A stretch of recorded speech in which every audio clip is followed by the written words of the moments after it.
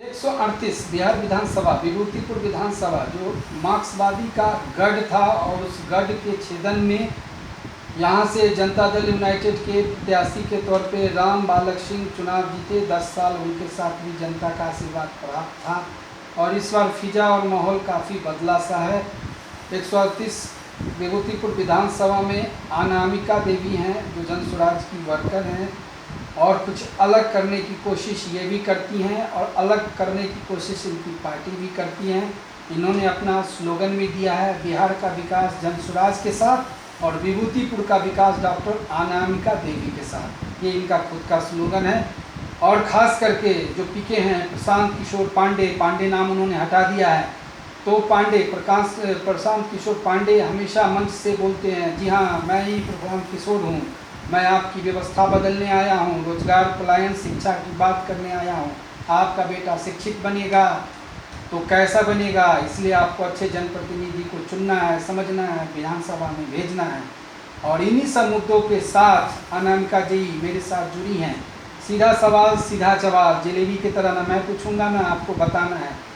3 ऐसे मुद्दे बताइए जो बिहार विधानसभा के अंतर्गत जो विभूतिपुर विधानसभा है उसमें हावी है और इस मुद्दे को विधानसभा चुनाव में बड़ी मुद्दा बना के जनता के बीच में बनाने का काम किया जाएगा। 3 बड़ी मुद्दे बताए जाए। सबसे पहले आप हम तक आए उसके लिए धन्यवाद। मैं डॉक्टर अनामिका देवी, मेरा घर मुस्तफ़ापुर हुआ और विभूतिपुर विधानसभा से जन स्वराज के एक सच्चे सेवक के रूप में हूँ मैं। और आपका सवाल है 3 ऐसी मुद्दा, तो हमारे तरफ से उसका जवाब यही होगा कि सबसे पहले शिक्षा, दूसरी पलायन और तीसरी रोजगार, जिसकी की कमी बिहार में बहुत ही ज़्यादा है। और इन्हीं मुद्दों को लेकर और इन्हीं मुद्दों को लेके हम जनता के पास भी जाते हैं। हमारे प्रणेता प्रशांत किशोर जी ने ज़्यादा मुद्दा नहीं रखा है, मात्र 5 मुद्दा है, जिसमें ये तीनों मुद्दा है। और चौथी मुद्दा उनकी है कि वृद्ध लोगों के लिए पेंशन का बढ़ावा करना, जैसे कि 2000 पेंशन किया गया। आप जानते ही हैं कि 400 पेंशन पहले था, तो जब जन स्वराज हम लोग आए और महज बात उठाना शुरू किए कि इस 400 रुपया में कुछ भी होने वाला नहीं है, 1 कप चाय भी नहीं मिलेगा वृद्ध लोगों को, तो आनन फानन में 1100 रुपया जुलाई से किया गया। और हमारी सोच को कहीं ना कहीं वो भी समझ रहे हैं कि इनकी मांगें सही है और ये जनता के पास सही बातों को लेके जा रहे हैं। और अभी देख रहे हैं कि 1100 हुआ है, हम लोग 2000 करेंगे। और 5वां मुद्दा है जो किसान को कुछ नहीं मिल पाता है सही रूप में, और किसान को रोज माने काम करने के लिए मज़दूर नहीं मिल पाता है।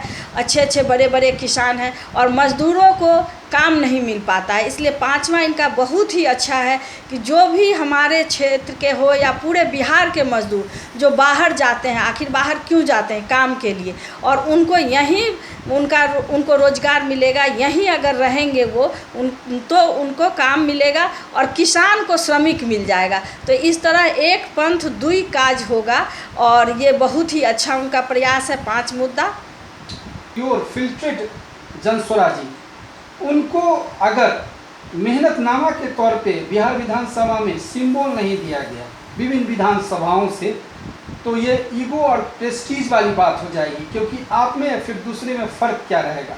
जो जन स्वराज के नीति सिद्धांत के तौर पे जितनी भी आदेश निर्देश किया गया पार्टी के तरफ से, उसको वो पूर्ति करता है, फिल्ट्रेड है, प्यूरिफाइड है, बेदागी है, स्वच्छ छवि है, जनता के जाने माने चेहरों के तौर पे काम कर चुका है, वैसे प्रतिनिधि को आप विधानसभा में प्रतिनिधि के तौर पे सिंबल नहीं देके फिर वही काम करते हैं जो अन्य पार्टियों के नेताओं द्वारा किया जाता है, तो फिर आप में जन स्वराज पार्टी में और दूसरे राजनीतिक पार्टियों में फ़र्क क्या रहा।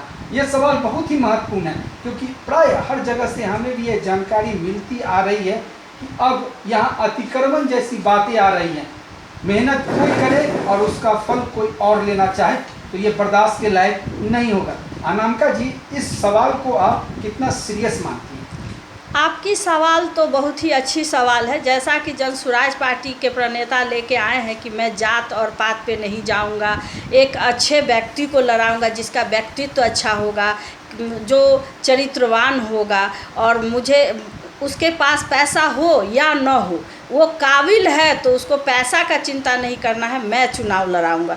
और वो अगर अपनी बातों पर खरे उतरेंगे तो उनके कार्यकर्ता भी उनके बताए हुए रास्ते पे ही चलेंगे। अगर वो अपनी बातों पे नहीं खरा उतरेंगे तो ज़रूर असंतुष्टि तो ज़रूर फैलेगा कार्यकर्ताओं में। कहीं ना कहीं ये जनसुराज के लिए हानि ही लेके आएगा। तो ये अभी भी समझने और तरीके से बताने की कोशिश आपके माध्यम, मेरे माध्यम या अन्य किसी मीडिया के माध्यम से उन तक जाना चाहिए कि वैसी गलती वो न करे जैसे दूसरी पार्टियों के नेताओं द्वारा की जाती है। और लास्ट आवर में ऐसे प्रत्याशी जो फुल रूपेण प्रिपेयर्ड है, तैयार है, उनकी बलि चढ़ाकर और किसी आयातित प्रत्याशी को आप चुनावी दंगल में उतार देंगे तो ईगो और प्रेस्टीज से मरा हुआ वो व्यक्ति विशेष प्रत्याशी के तौर पे जो तैयारी कर चुका है, उनकी इज्जत आबरू तो अलग चीज़ है, लेकिन प्रेस्टीज और ईगो पे जब लगेगा तो उसका रिएक्शन अन्य विधानसभा में भी देखने को मिल सकता है। इसलिए ये चेतावनी भी है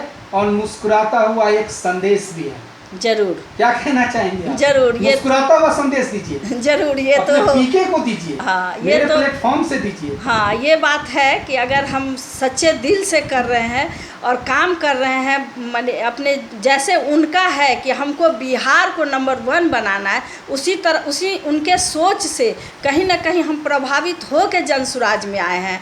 और जहाँ अंतर लगेगा तो ज़रूर दुख तो ज़रूर होगा। दुख तो जरूर होगा। दुख तो जरूर। चलिए, मेरी शुभकामना और शुभेच्छा आपके साथ है। पार्टी आपको चुनावी दंगल में उतारे और जनता आपको आशीर्वाद दे, एक बार प्रतिनिधित्व करने का मौका दे।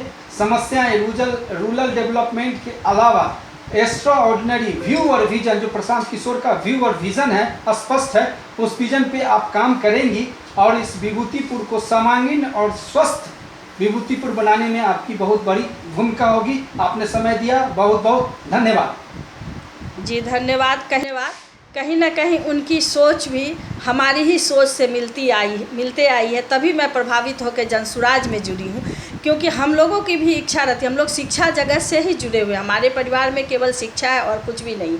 और हम लोग इससे जुड़े हुए हैं। हम अपने समाज सेवा के रूप में, मैं कहीं भी रहूँ कहीं, लेकिन अपना सामाजिकता नहीं छोड़ी हूँ और सभी लोगों को चाहती हूँ कि शिक्षा के स्तर में बहुत विकास हो। इसके लिए मैं दिन प्रतिदिन 2006 से, जब से राजनीति में आई तब से लगी हुई हूँ। भले वो समाज में मैं उनके सामने नहीं आती हूँ, लेकिन कभी भी उनको अगर हमारी ज़रूरत महसूस होती है तो मैं आपके चैनल के माध्यम से कहना चाहती हूँ कि वो अगर हमारे यहाँ आएंगे तो मेरे लायक जो भी होगा, मैं कभी उन्हें ये नहीं निराश नहीं करूँगी। जो भी हमसे बन पाता है करती हूँ। और तमाम क्षेत्र से, विभूतिपुर ही नहीं, तमाम क्षेत्रों से भी अगर, हालांकि हमारे यहाँ रेसिडेंशियल नहीं है, लेकिन अगर कोई गरीब बच्चा होता है जिसको कि पढ़ाई के लिए दिक्कत है तो उनका स्वागत है हमारे इस शिक्षक संस्थान में। मैं एक संस्थान भी चला रही हूँ जिसका नाम है लक्ष्मी मीना मेमोरियल स्कूल, और इसके माध्यम से मैं उन बच्चे को शिक्षा देना ज़रूर चाहूँगी और समाज में उनका भी नाम प्रतिष्ठा हो। और मैं हमेशा समाज के लिए ही अपने आप पे आप एक मैसेज देना चाह रहे हैं कि चूक और गलती करेंगे तो उनका असर जनता के बीच में जाएगा और फिर आप में और दूसरे पार्टियों में कोई अंतर नहीं रहेगा। इसलिए सोच के, समझ के, ताप के, तपा के और खोज के, चुन के, ये आपकी जिम्मेदारी, ये आपका सीधा मैसेज। चलिए, बहुत बहुत धन्यवाद।